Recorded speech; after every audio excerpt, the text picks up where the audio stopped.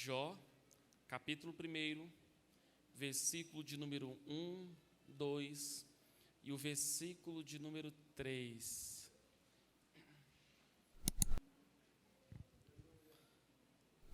Aleluias. Quantos irmãos estão procurando? Deus abençoe minha esposa, que ali está. Deus a abençoe poderosamente. Estamos aí desde sexta-feira, que a gente está nessa correria. Daqui a pouco estamos retornando para casa. Deus abençoe meu irmão, que embora tenha uma vida corrida, faculdade, trabalho, mas está aí conosco. Minha filha, tá bom? Deus abençoe poderosamente. Quantos acharam? Diz assim: havia um homem na terra de Uz, cujo nome era Jó. Este era homem sincero, reto, temente a Deus e desviava-se do mal. É aqui que a Bíblia vai falar da estrutura familiar de Jó. E nasceram-lhe 7 filhos e 3 filhas. E era o seu gado 7.000 ovelhas, 3.000 camelos, 500 juntas de bois, 500 jumentas. Era também muitíssima gente ao seu serviço, de maneira que este homem era maior que todos os do Oriente. Pode sentar.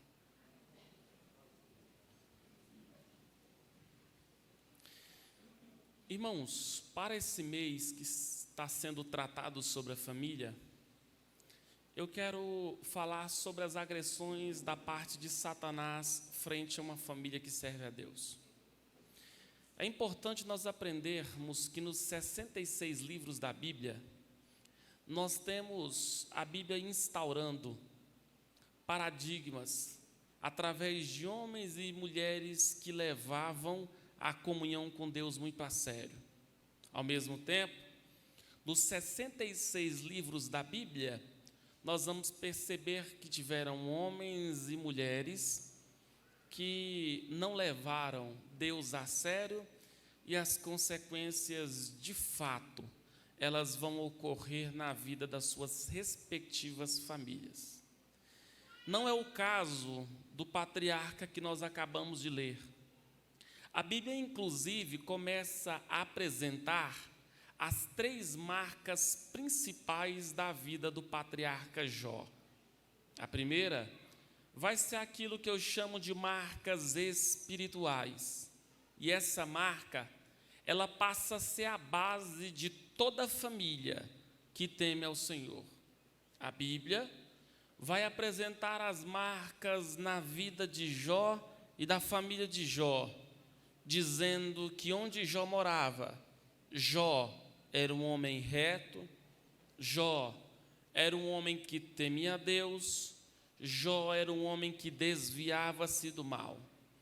É normal nós olharmos para textos iguais a esse e, na ânsia de querer compreender a profundidade do texto, nós vamos necessariamente atribuirmos mais mérito ao patriarca do que o próprio Deus que o patriarca servia.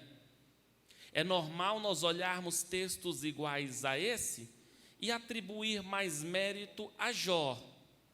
Só que tem algo que eu e você não podemos nos esquecer. Do que, Starley? Simples. A Bíblia Sagrada apresenta uma proposta descrita lá em Efésios capítulo de número 2, dizendo que todos nós, antes de conhecermos a Deus, estávamos mortos em delitos e em pecado. Irmãos, morto não fala, morto não tem desejo, morto não tem vontade. Era essa a situação minha e sua antes de conhecermos a Deus. E é por isso que quando pedem para definir o ser humano, se é definido o ser humano assim: ser humano é ter que ensinar para uma criança aquilo que é certo, vírgula, pois aquilo que é errado, ela já vai descobrir por si só. Nós já nascemos com tendência ao erro, já nascemos com tendência às fraquezas e já nascemos com tendência ao pecado. E é por isso que nós não somos pecadores porque pecamos, nós pecamos porque já somos pecadores. Então, baseado em tudo isso, como é que a Bíblia vai me afirmar de um homem que nasceu em pecado, mas mesmo assim era reto, era temente a Deus e desviava-se do mal? Só existe uma resposta: Jó era reto, não é porque da sua carne brotava retidão. Jó era temente a Deus, não é porque o seu corpo emanava temor ao Senhor. Jó era reto porque o Deus que ele servia dava poder para ele ser reto na presença dele. Jó era temente a Deus porque o próprio Deus o inspirava com que ele temesse ao seu santo nome. E qual é o nome dessa doutrina bíblica, Starley? Isso se chama graça de Deus. Eu estou aqui não é porque a minha carne quer, eu estou aqui é porque o Espírito Santo é quem me trouxe para esse lugar.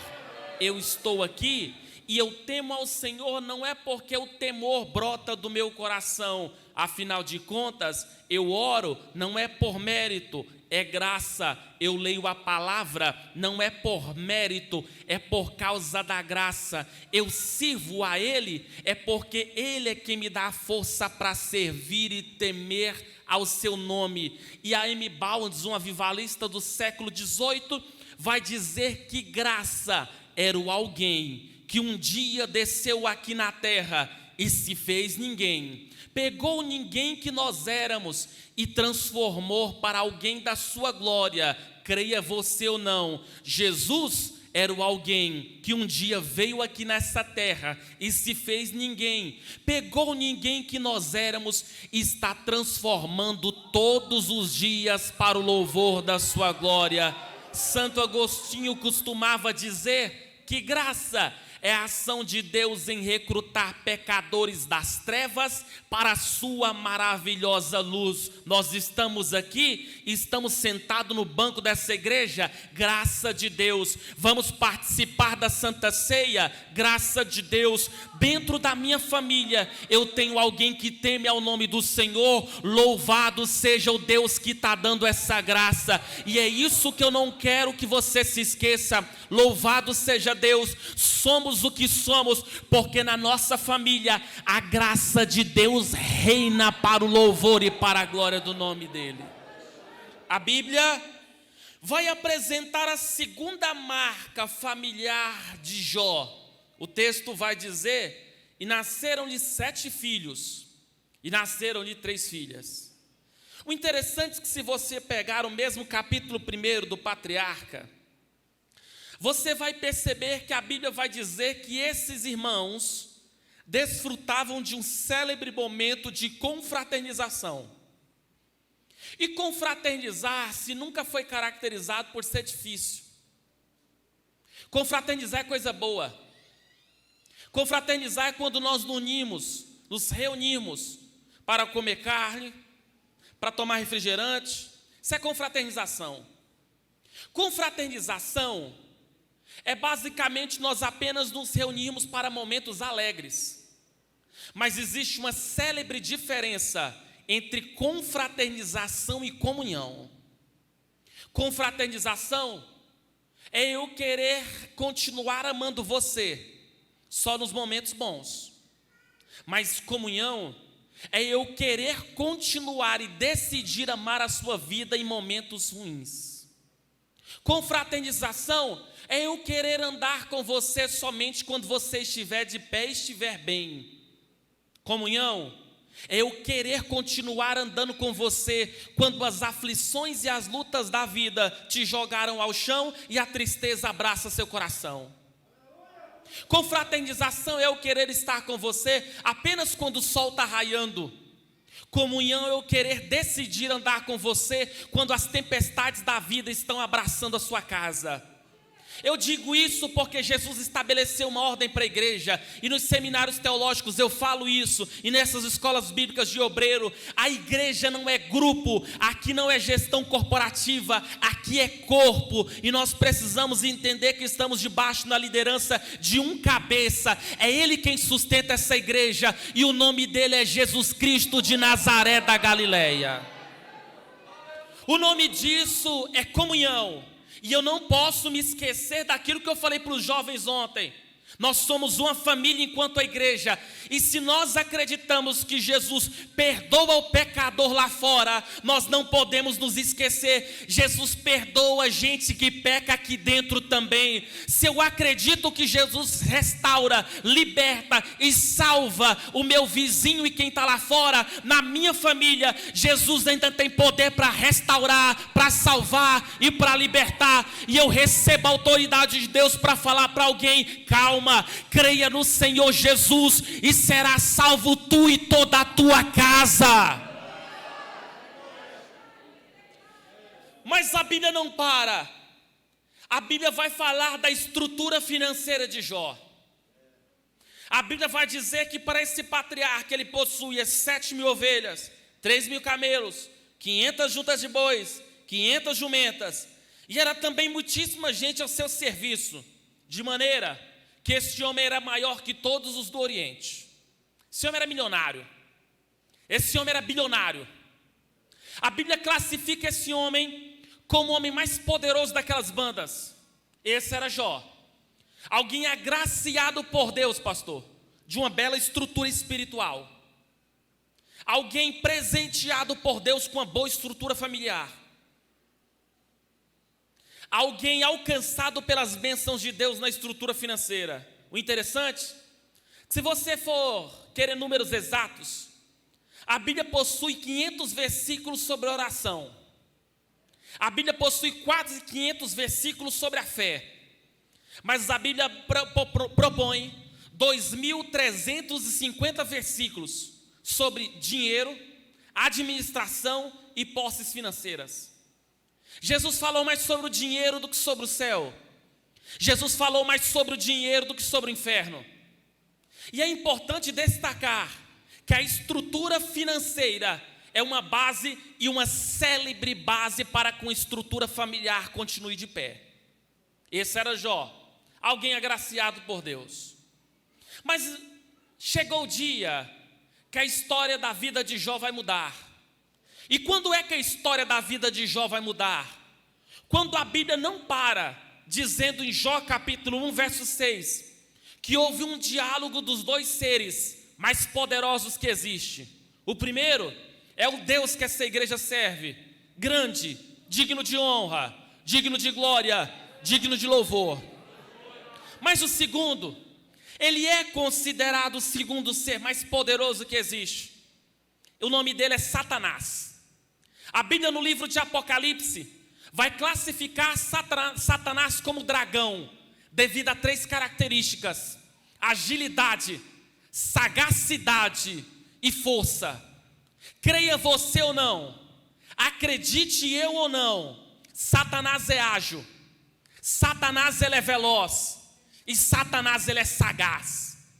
É esse mesmo Satanás que vai se encontrar com o próprio Deus.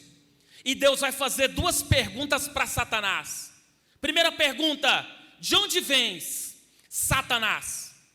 O primeiro verbo nem tanto, mas o segundo verbo eu confesso para os irmãos que faz a minha alma tremer.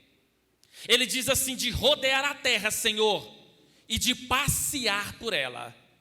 Você não passeia cabisbaixo, eu não passeio triste, eu não passeio preocupado. Quando a Bíblia diz na carta de João, o mundo já é do maligno, na gramática grega remete à tese que o sistema mundano já está no colo de Satanás. Ele é príncipe desse mundo, ele é ágil, ele se movimenta mais rápido que a velocidade da luz, ele se movimenta mais rápido que a velocidade do som, ele é forte, o braço dele é mais poderoso do que qualquer um de nós aqui. E é nesse momento que Deus vai fazer uma segunda pergunta para Satanás.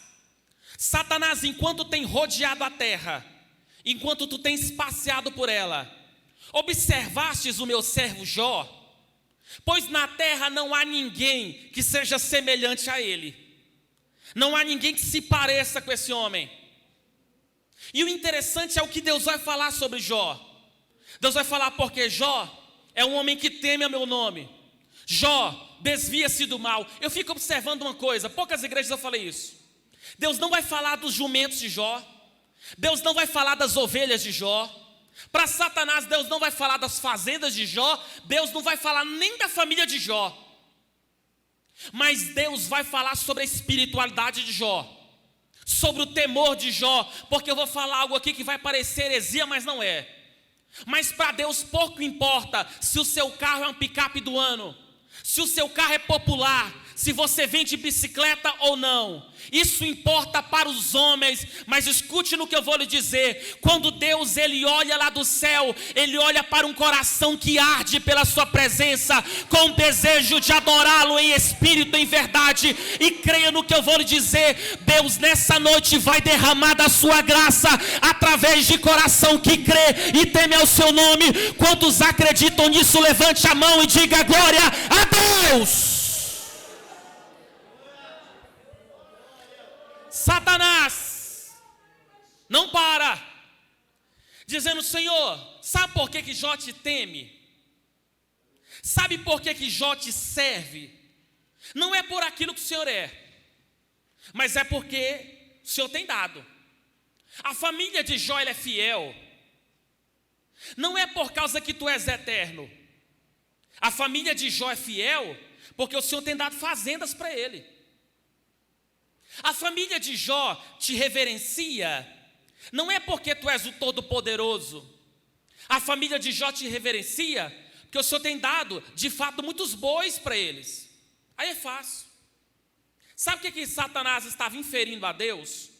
A família de Jó te serve, não é por quem tu és, mas é por aquilo que o Senhor tem dado. O interessante é que é nesse momento que Deus olha dentro dos olhos de Satanás e autoriza Satanás a tocar na estrutura financeira da família de Jó. Sabe o que vai acabar acontecendo? Satanás se esvai da presença de Deus. E a Bíblia Sagrada vai começar a dizer que ele vai influenciar os sabeus para entrar dentro das fazendas de Jó. E esses homens totalmente implacáveis, eles vão começar a matar os funcionários de Jó. Vão começar a matar toda a estrutura agropecuária de Jó. E a Bíblia diz que raios e relâmpagos vão começar a entrar dentro da fazenda desse homem. Como se não bastasse, a Bíblia diz que vai sobrar um homem, um dos seus funcionários, que escapou com vida e correu para dar notícia dizendo: Jó, os sabeus entraram dentro da fazenda. Jó, eles mataram todos os meus companheiros de serviço. Só sobrou eu, Jó, para te dar essa notícia. Jó começa a ouvir essas palavras de desânimo. Jó começa a ouvir essas palavras que geram tristeza. E eu fico me perguntando, será que Jó vai fazer? Será que Jó não vai parar? Será que Jó vai parar? Será que Jó vai retroceder? Será que Jó vai blasfemar? Será que Jó vai negar o temor que ele tem a Deus? Mas sabe o que Jó faz? Enquanto ele está ouvindo a notícia que a família dele está ficando pobre, a Bíblia Sagrada diz que esse homem planta o seu joelho no chão, ergue os olhos ao céu e diz assim: bendito seja o nome do Senhor. Jó estava dizendo: a minha família te serve, não é por causa das fazendas que o Senhor deu, não é por causa do dinheiro que o Senhor me deu, pois o Senhor dando ou não, abrindo a porta ou não, dispensa cheia ou vazia, bendito seja o nome do Senhor. E aqui eu tenho uma palavra para você: com geladeira cheia ou geladeira vazia, com tanque de gasolina cheio ou tanque de gasolina vazio, de picape, de bicicleta ou de pé, bendito seja o nome do Senhor. Satanás não para. E vai chegar-se mais uma vez à presença do Supremo, do Soberano. É nesse momento que Deus vai perguntar de novo: de onde vens, Satanás? Sabe o que ele vai dizer? De rodear a terra e passear por ela. Sabe o que ele está dizendo para Deus? A minha agenda não muda, Senhor. Continua a mesminha. E de fato ele tem que confessar: Senhor, já te serve provavelmente. Não é por causa dos bens que o Senhor tem dado para ele. Mas o Senhor sabe, Senhor. O Senhor sabe. A imunidade de Jó é boa. Os anticorpos no organismo de Jó são eficazes e são eficientes. Jó não pega gripe. Jó não tem câncer. Jó não é acometido de bactérias malignas. Jó de fato é saudável. Sabe o que Satanás está dizendo para Deus? Jó te serve não é por causa da tua grandeza. Jó vai te servir por causa da saúde que o Senhor tem dado para ele.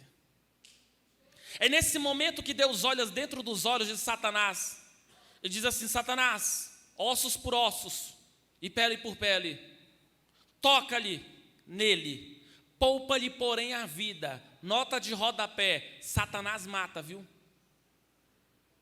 Satanás mata no trânsito de Goiânia. Satanás tem matado em guerras. Satanás ele mata. Mas esse mesmo Satanás sai da presença de Deus. E saindo-se da presença de Deus, ele de fato começa a assolar o corpo do velho patriarca com enfermidades. Jó começa a observar que na superfície da sua pele começaram a brotar feridas. Jó começou a observar que na superfície da sua pele começou a brotar tumores. A imunidade dele está diminuindo. A eficácia dos anticorpos estão se esvaindo. Jó está ficando doente. Jó simplesmente está se tornando um homem digno de nojo. Por onde esse homem passa, ele cheira mal. Esse homem se torna um aborto vivo, digno de desprezo. Esse homem se torna a partir de agora digno de nojo. Ninguém quer andar mais perto do ex-fazendeiro, do ex-milionário, do ex-promovedor de status e de prestígio. A partir de agora, todos os moradores da Mesopotâmia descobrem: Jó a partir de agora está doente. É nesse momento que vão olhar para Jó, a sua própria esposa, que já tinha acabado de enterrar 10 dos seus filhos. Foi feita uma única cerimônia para enterrar 10 dos seus filhos. E a pergunta é: Starley, o que está acontecendo? Eu digo para você: Satanás está de fato com as suas armas apontadas para a família de Jó.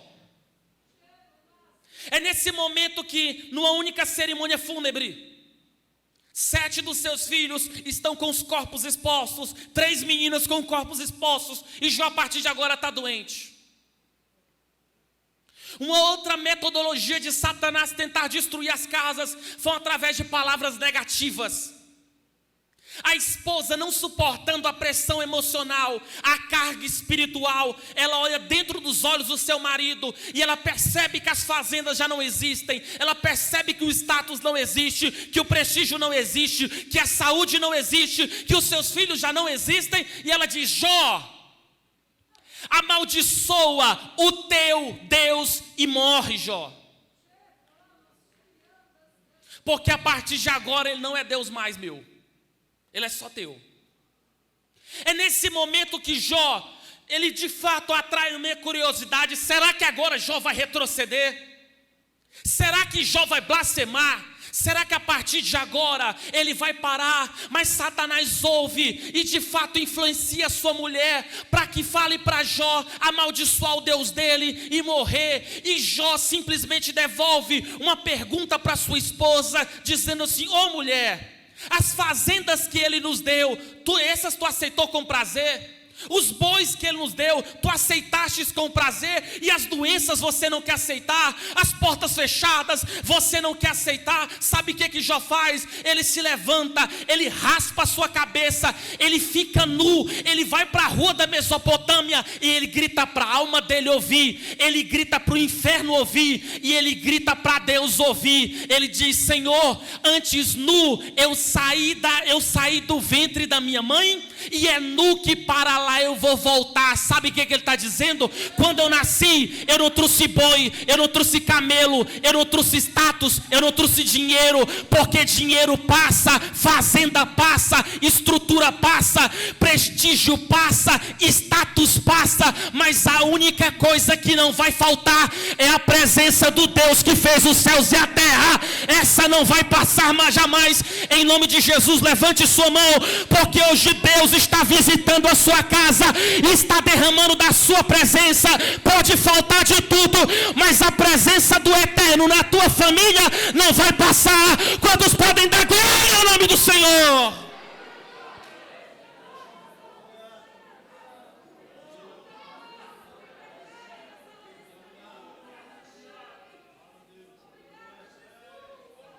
Satanás começa uma pergunta: como é que faz para parar um homem desse?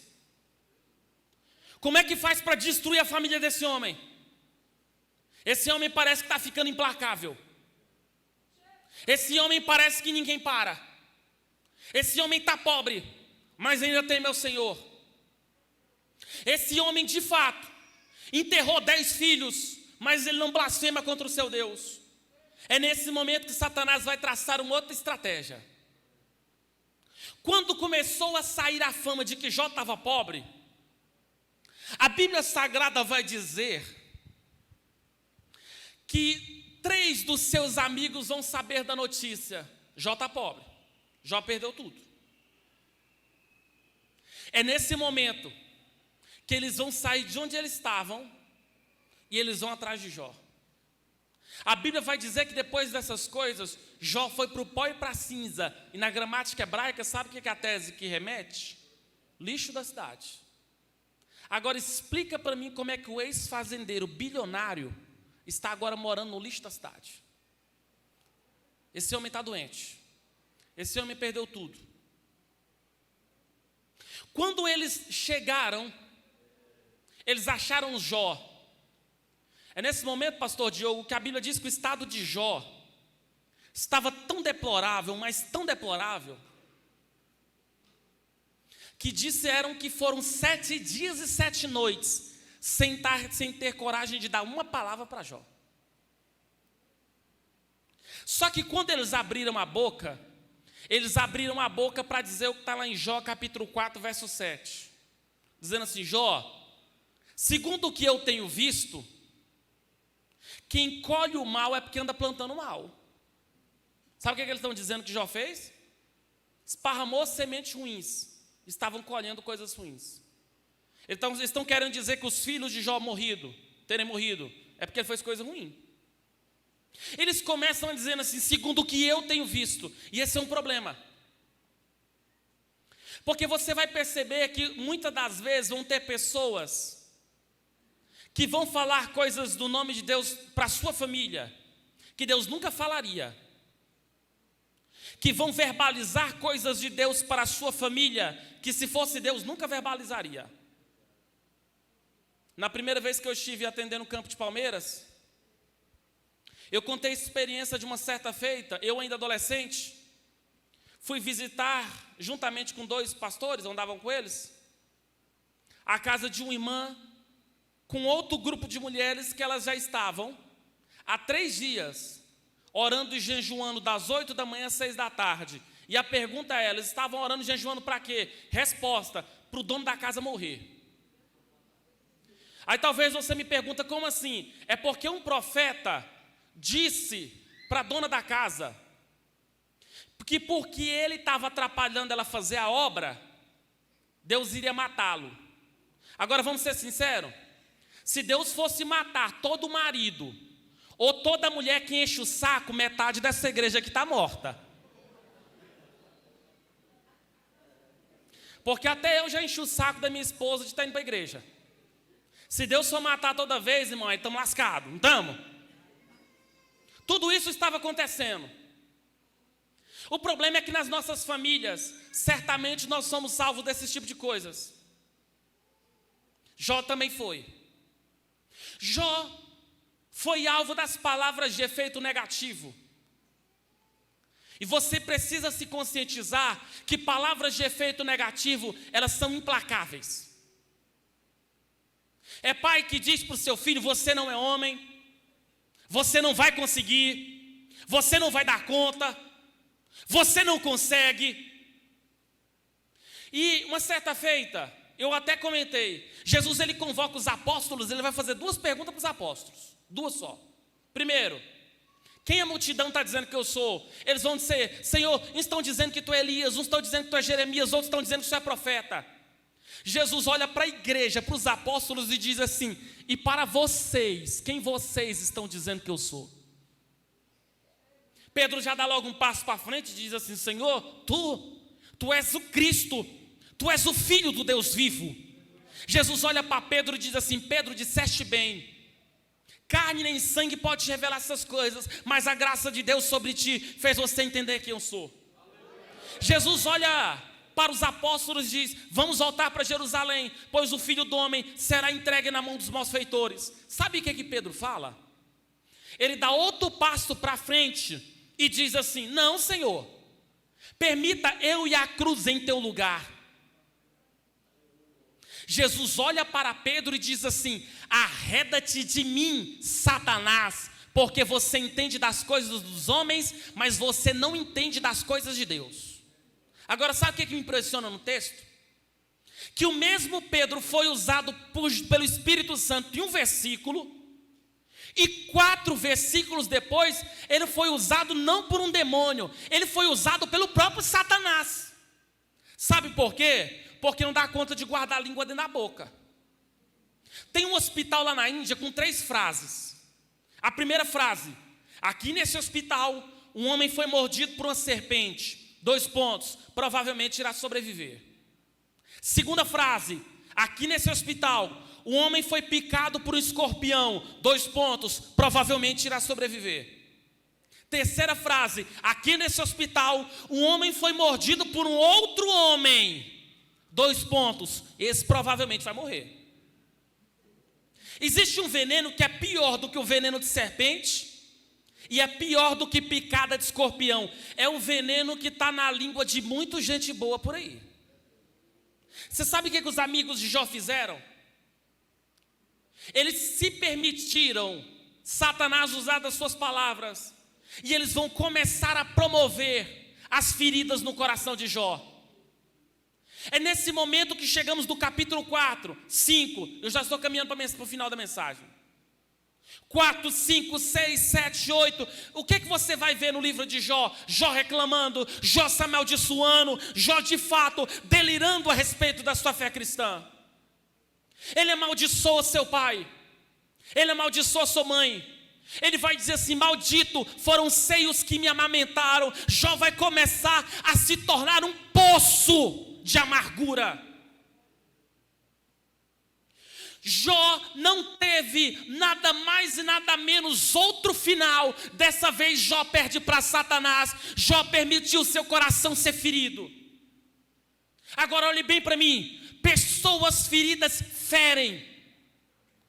Tem pessoas que só reclamam, que só questionam, que só criticam. Pessoas sangram em cima dos outros. Pessoas que de fato têm a sua língua afiada para criticar. Escute bem o que eu vou lhe dizer. Jó vai ficar mais de 30 capítulos da Bíblia só reclamando, murmurando, criticando, murmurando, reclamando e criticando. A alma dele está doente. A alma dele simplesmente está jogada ao chão. Satanás conseguiu ferir a vida de Jó. Satanás conseguiu perfurar a estrutura física e começou a perfurar a alma de Jó. Esse homem pede para Deus a morte. Mas daqui para frente, e aqui eu concluo, Jó vai ter uma outra reviravolta. E eu quero pedir para toda a igreja abrir a Bíblia no capítulo 38 de Jó.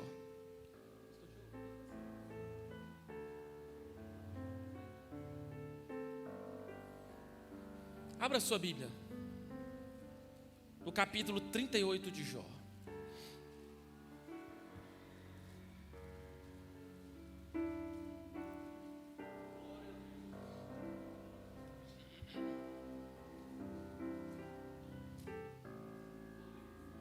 Quantos acharam? Olhe para cá. Até agora, Jó viu sua esposa e ouviu a voz da sua esposa. Ele ouviu a voz do seu funcionário, dando-lhe as notícias trágicas. Ele ouviu a voz do seu funcionário dizendo que seus filhos estavam mortos. Ele ouviu a voz da sua esposa ordenando amaldiçoar-se e morrer. Ele ouviu a voz de Satanás no seu ouvido dizendo: Jó, para. Mas eu quero te falar algo que provavelmente pregador nenhum te falou. Você acredita que Jó está sofrendo tudo isso sem saber o porquê? Não teve um profeta que chegou para Jó dizendo assim: Jó, acalma. Houve uma conversa entre Deus e Satanás. Ele está só te provando. Não teve. Jó não teve uma revelação na madrugada dizendo: Jó, eu sou o teu Deus, fica firme. Jó perdeu os filhos, as filhas, o dinheiro, a fazenda, sem saber o porquê. Mas a partir de agora, chegamos no capítulo 38. E o capítulo 38, Jó que já tinha ouvido a voz dos seus funcionários, da sua esposa, de Satanás, mas Jó não tinha ouvido a voz do maior de todos os senhores e de todos os deuses. E no capítulo 38 a Bíblia já começa assim: depois disso, respondeu o Senhor a Jó do meio de um redemoinho e disse, já vamos para o verso 3. Sabe o que Deus falou com Jó? Verso 3. Agora, Jó, cinge os teus lombos, como homem perguntar-te-ei, e tu vai ter que me dar conta de responder. A partir de agora, Jó está num tete a tete com Deus. O Todo-Poderoso vai começar a falar com alguém que não pode nada. O Criador vai falar com a criatura. O Eterno vai falar com quem é digno de ser limitado a tempo e espaço. A partir de agora, Deus vai sentar Jó no banco de uma sala e vai começar uma série de interrogações e questões sobre a Jó. Você quer ver o que Deus vai fazer?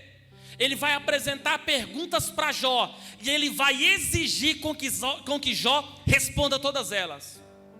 Olha só a primeira pergunta no verso 4, por favor. Jó, aonde estavas tu quando eu fundei a terra? Faz-me saber, Jó, já que você é tão inteligente. Sabe o que Deus está fazendo com Jó? Ele está levando Jó lá para o Bereshit, lá para o Gênesis. E ele está perguntando: Jó, no dia que eu fundei os céus e fundei a terra, no dia que eu olhei para o caos e disse, haja luz e houve luz. Jó, no dia que eu criei Adão, no dia que eu criei Eva, no dia que eu plantei o jardim do Éden, no dia que eu colei as estrelas no céu, Jó, você estava naquele dia? Sabe o que Deus está falando para Jó? Jó, antes de você nascer, antes de você ter as fazendas, antes de você ter prestígio, Jó, eu já existia, Jó. Sabe por quê? Porque eu venho antes de você. Sabe o que Deus está dizendo para Jó? Jó, antes de você nascer, antes de você ter problemas, Jó, eu já estava sentado no trono, sendo reverenciado pelas miríades celestiais, Jó. Sabe o que Deus está dizendo para Jó? Jó, eu sou eterno, eu não tenho início, eu não tenho meio, eu não tenho fim. Jó, eu vou ser antes do Gênesis e eu vou continuar a ser depois do Apocalipse. E eu tenho essa palavra de Deus para você. Antes das portas se fecharem para sua família, antes dos problemas abraçarem a sua casa, não se esqueça, já tinha um Deus assentado no trono, pois os teus problemas e os teus problemas da tua família não pegaram Deus de surpresa. Ele continua sentado no trono e a Ele seja a honra, e eu acredito que Ele está provando a sua fé. Mas não se esqueça, fica firme, pois as portas vão voltar a abrir. Ele vai perdoar pecados, Ele vai restaurar a sua família para o louvor e para a glória de Deus.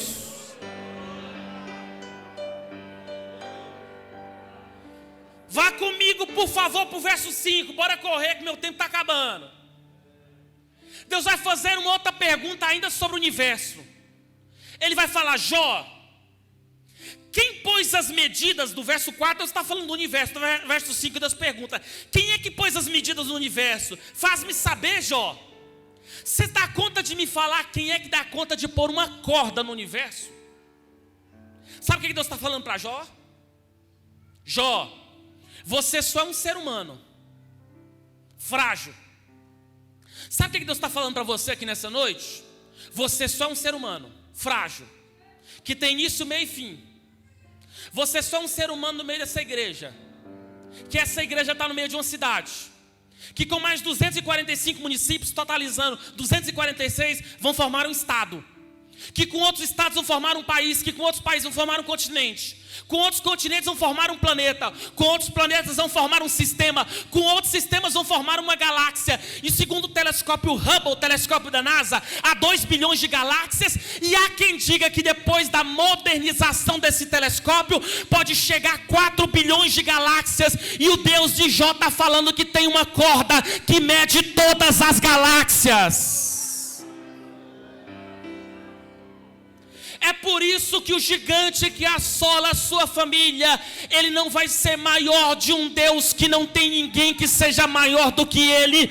Ele não tem altura, pois ele não tem onde começa e onde termina. Não é que ele seja onipresente, ele está em todos os lugares.